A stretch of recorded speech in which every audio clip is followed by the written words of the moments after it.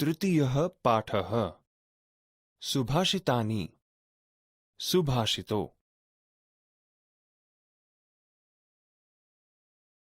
વિદ્યાર્થી મિત્રો, સુભાષિતો એ સંસ્કૃત ભાષાની આગવી વિશેષતા છે. સંસ્કૃત ભાષામાં દ્રષ્ટાંતના માધ્યમથી તો ક્યારેક સ્થિતિને દર્શાવીને વ્યક્તિઓને શાણપણનો માર્ગ બતાવવાનું, ક્યારેક મૃદુ હાસ્ય જન્માવવાનું, ક્યારેક સમાજના દૂષણો તરફ નિર્દેશ કરવાનું, તેમજ ક્યારેક વ્યવહારના માર્ગોનો બોધ કરવાનું એમ અનેક કાર્યો સુભાષિતોના માધ્યમથી સમજાવવામાં આવ્યા છે. આજે આપણે તૃતીયઃ પાઠઃ સુભાષિતાની સુભાષિતોનું લયબદ્ધ અને ભાવસભર ગાન કરતા શીખીશું.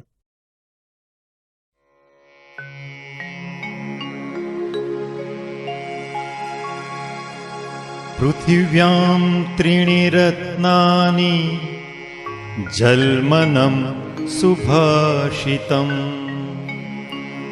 મૂઢે પાષાણખંડેષુ રત્નસંજ્ઞા વિધીયતે. અયં નીચ પરો વેતિ ગણના લઘુચેતસાં ઉદાર ચરિતાનાં તુ વસુધૈવ કુટુંબકમ.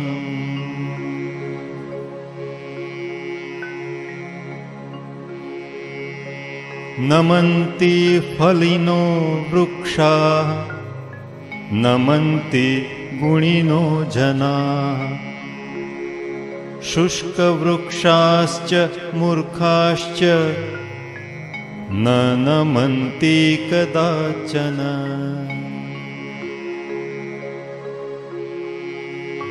ઉદ્યમઃ સાહસં ધૈર્યં બુદ્ધિ શક્તિ પરાક્રમઃ ષડેતે યત્ર વર્તન્તે તત્ર દેવઃ સહાયકૃત.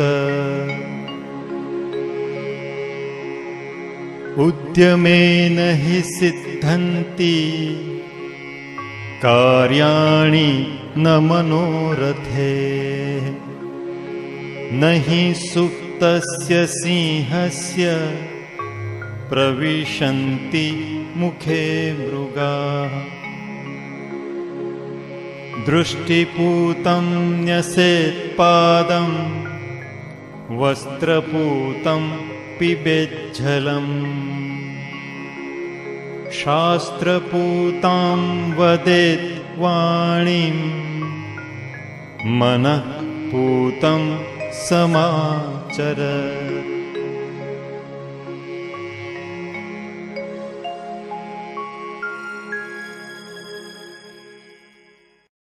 વિદ્યાર્થી મિત્રો, આપણે તૃતીયઃ પાઠઃ સુભાષિતાની સુભાષિતોના ચોથા, પાંચમા અને છઠ્ઠા સુભાષિતોનું ધ્યાનપૂર્વક શ્રવણ અને પઠન કરીશું અને તેનો ભાવાર્થ સમજીશું. 4. ઉદ્યમઃ સાહસં ધૈર્યં બુદ્ધિઃ શક્તિઃ પરાક્રમઃ ષડેતે યત્ર વર્તન્તે તત્ર દેવઃ સહાયકૃત.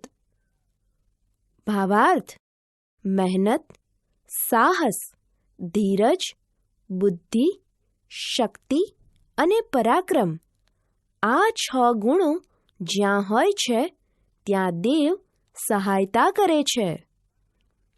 સમજૂતી: આ સુભાષિતમાં કોને ભાગ્ય સાથ આપે છે તે દર્શાવવામાં આવેલું છે. જીવનમાં સફળતા મેળવવા માટે જરૂરી 6 ગુણોની અહીં વાત કરવામાં આવી છે. સફળતા પ્રાપ્ત કરવાનો પ્રથમ ગુણ મહેનત છે. ત્યારબાદ વ્યક્તિમાં કોઈ પણ કાર્ય હાથમાં લેવાનું સાહસ હોવું જોઈએ. પરિણામ મળે ત્યાં સુધી ધીરજ ધરતા આવડવું જોઈએ. તેમજ કાર્યની યોજના બનાવવા માટે વ્યક્તિમાં બુદ્ધિ હોવી જોઈએ. અંતે કાર્યને અમલમાં મૂકવાની શક્તિ અને ગમે તે પરિસ્થિતિમાં અડગ રહેવાનું પરાક્રમ ખૂબ જ જરૂરી છે. જો આપણામાં આ 6 ગુણો હોય તો જ આપણને સફળતા મળે છે, એટલે કે દેવ સહાય કરે છે. 5.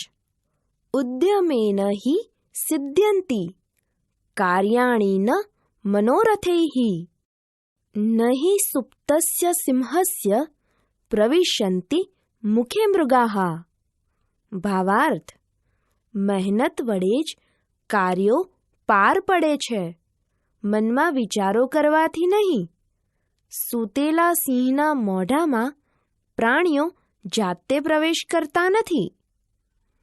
સમજૂતી: પુરુષાર્થનો મહિમા ગાતું આ સુભાષિત ખૂબ જાણીતું છે.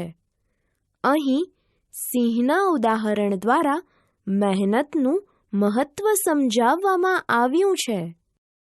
કોઈ પણ કામમાં સફળ થવા માટે મહેનતની જરૂર પડે છે. ફક્ત મનમાં વિચારો કરવાથી કોઈ પણ કામમાં સફળતા મળતી નથી. સિંહ જંગલનો સૌથી બળવાન પ્રાણી હોવા છતાં તેને શિકાર માટે બહાર જવું પડે છે અને શિકાર કરવો પડે છે. જંગલના પ્રાણીઓ સામે ચાલીને તેના મોઢામાં આવતા નથી. આમ ફક્ત વિચારો કરવાથી જંગલના રાજા સિંહની પણ ઈચ્છા પૂરી થતી નથી. તેણે પણ મહેનત તો કરવી જ પડે છે. 6. દ્રષ્ટિપૂતમ ન્યસેત્પાદમ વસ્ત્રપૂતમ પિબેજ્જલમ શાસ્ત્રપૂતામ વદેત્વાણીમ મનઃપૂતમ સમાચરેત. ભાવાર્થ: આંખોથી જોઈને જ પગ મૂકવો જોઈએ. વસ્ત્રથી ગાળેલું પાણી જ પીવું જોઈએ. શાસ્ત્રથી શુદ્ધ કરેલી વાણી જ બોલવી જોઈએ. મનથી પવિત્ર કરેલું કર્મ જ કરવું જોઈએ. સમજૂતી: આ સુભાષિતમાં માનવ જીવનમાં આચરણમાં મૂકવા લાયક 4 બાબતો જણાવવામાં આવેલી છે. આપણે હંમેશા રસ્તામાં ચાલતી વખતે આંખોથી જોઈને પછી જ પગ મૂકવો જોઈએ. હંમેશા સ્વચ્છ કપડાથી ગાળીને જ પાણી પીવું જોઈએ. આપણે શાસ્ત્રોથી પવિત્ર થયેલી વાણી એટલે કે સંસ્કારી વાણી જ બોલવી જોઈએ. ક્યારેય પણ અપશબ્દો ન બોલવા જોઈએ અને હંમેશા કોઈ પણ કામ મન લગાવીને જ કરવું જોઈએ.